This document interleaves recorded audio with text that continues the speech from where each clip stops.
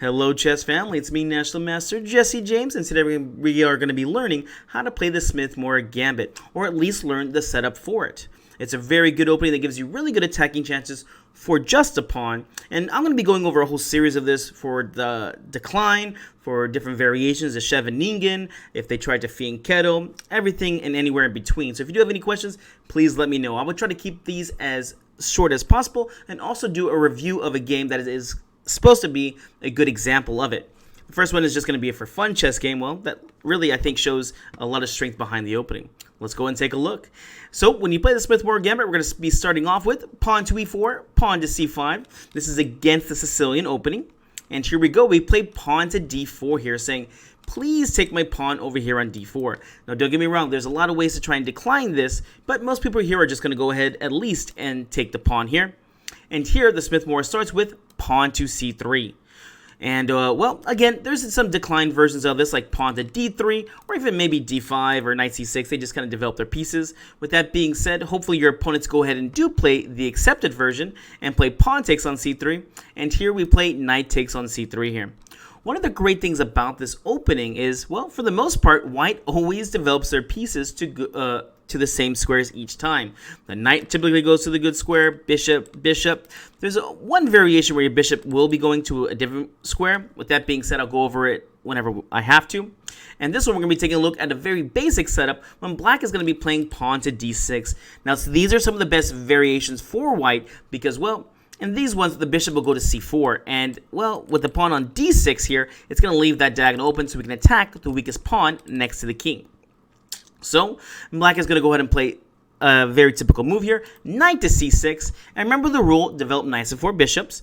Very, very standard here. We're going to go ahead and play knight to f3. And here, black, like I said, plays that pawn move to d6. Now here, we keep up with our developing rules, and we're going to develop this bishop first because we need a castle as soon as possible. So just remember, develop your knights first, and, well, where's the best place for this bishop? One of the things I like about this opening too is it's so simple. You put your pieces on the best squares, and you don't really have to remember as much as just be thinking like, where's the best place for my bishop? Hopefully you know it. It's on c4. As I mentioned earlier, we're going to put pressure on the f7 pawn, which is the weakest pawn next to the king. Okay, in this one, black goes ahead and plays pawn e6, and this is good for us already because a weakness has just been made. What's the weakness? It's this guy right here. This is called a backwards pawn on an open file.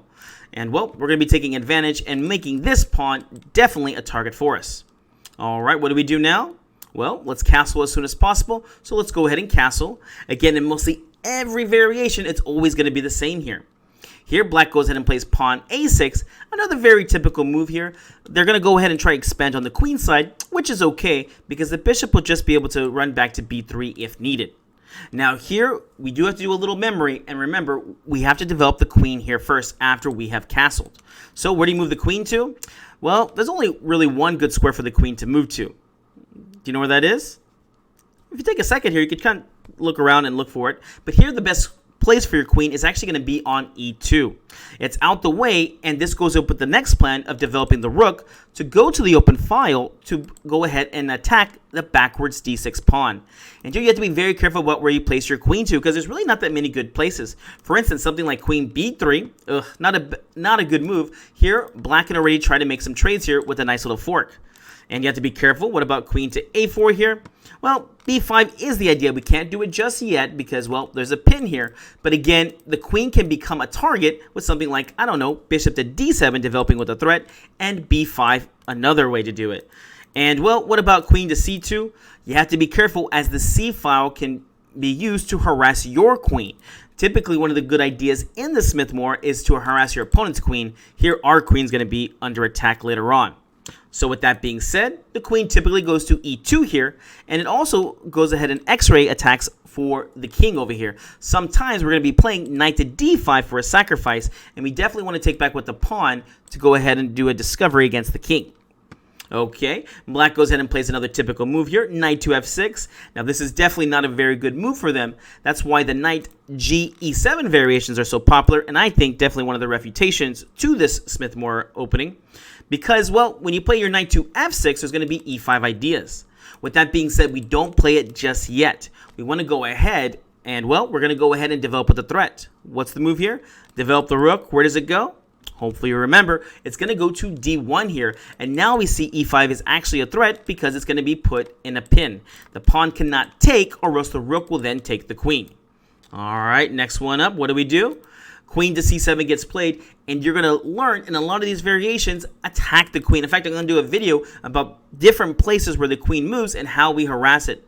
One of the good things I was told from a very strong Smith-Morra player was, a lot of people think the Smith-Morra is made to attack the king, and it definitely can be, but get as many free tempos as you can by attacking the queen. Just like when the queen comes out too early, we want to go ahead and use our little pieces to attack her. The same thing happens in our Smith-Morra, as we're going to be seeing very shortly. All right, what do we do now? Let's develop this dark square bishop. And here, this one can be a little bit confusing because there's a lot of good squares for it. With that being said, d6 is the weak square here. So we're going to put pressure on d6 this time. Bishop g5s are okay in some of these variations, but here it doesn't do anything as, well, black's just happy to play bishop e7 and castle. Remember, if you're going to be playing this bishop to g5, make sure it's actually a pin against the queen. If you're just developing and it's just an even trade, it's not going to help you out too much. So, bishop to g5 is not one of the best moves here. Same thing goes with bishop e3. There is one variation where this does get played, which is in the knight ge7 variations, which we will go over. With that being said, here it really just blocks your queen, and what's it targeting, right? Here we have the very natural move, bishop f4. I mean, all these pieces are on their power squares or best squares, and here we're putting pressure on the d6 pawn. All right, black went ahead and played knight to e5 here, and this is definitely a mistake here. Why is this a mistake? Because your opponent is trying to develop their pieces, and, well, I mean, they're not developing their pieces, and they're trying to attack you. Definitely a bad move. This will go into the game. With that being said, this is pretty much the setup here. The last move that you're going to want to play is just play your rook a to c1 here for the open file. At this point, I want to go ahead and go over the example game that's very, very beautiful and has a very nice refutation for black here. I mean, to be honest, black was doing okay here. They probably should have just played bishop e7 and castle, but after bishop e7, we play our rook to c1, and here we still get very good chances with the d6 idea, putting pressure on it, and also knight to d5 in the future here. With that being said, we're going to go ahead and look at the game now. And remember this setup. Remember, the pieces usually always go to the same squares. For certain variations, they'll go to slightly different squares. But if you think very logically, and the more you play it, you will get to very good games. All right, let's go ahead and take a look at this game now, where at this point, after bishop f4, black makes the mistake and plays knight to e5 here. Now here, there's actually other refutation lines that you can play. In fact, I believe in Mark Esserman's book, he goes ahead and goes over the bishop to b5 check ideas, which, believe it or not, is winning. After pawn takes on b5, here you go ahead and play knight takes on b5. And here, well, actually a better way to do this, definitely better technique here, is do not play knight takes b5 first here, as the knight can take on f3 and give you some double pawns. Well, with that being said, go ahead before you do this and go ahead and play knight takes on e5, pawn takes, and then knight takes on b5 here. Here already we're at a +1 situation. White is just winning in this variation. Let's go back to the game though. Here knight to e5 got played, and here, well, a different move order was played. Bishop takes on e5, pawn takes on e5, and here rook ac1. It's not hard to see here that white has huge compensation. Both rooks are opened up on the files. The knights are on their very good squares, and the bishop is looking good here. Here already we have the bishop to b5 check, same idea. So black did know this and went ahead and played, well, bishop to d7. But now white has a very, very nice move here. It's a refutation, meaning there is no good ways to play against this. White is just definitely winning here. What do you play here as white? Feel free to push pause if you want to. Now, I will say, if you are playing the Smith-Morra Gambit, you must get used to sacrificing, which is probably why you're watching this video. You are an attacking player. If you're not, it's good to learn how to attack because, well, you need to try and be a universal player, meaning you can play all different types of chess. What do you play here? Here we get the beautiful bishop takes on e6. The idea is to go ahead and do a discovery against this queen.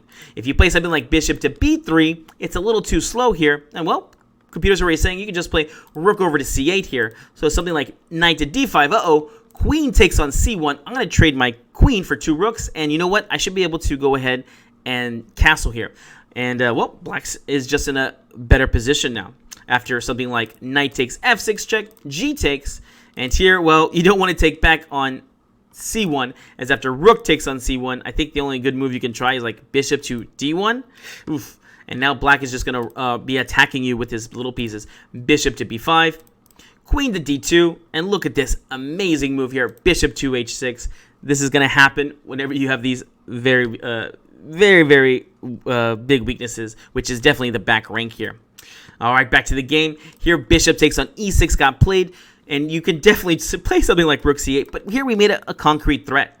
Well, bishop takes back, and here was the idea. It's all about this c7 square. Knight goes to d5 for the double attack, and here we can see that we're going to be attacking the queen, but also just knight to c7 check here, which should be at least winning the rook.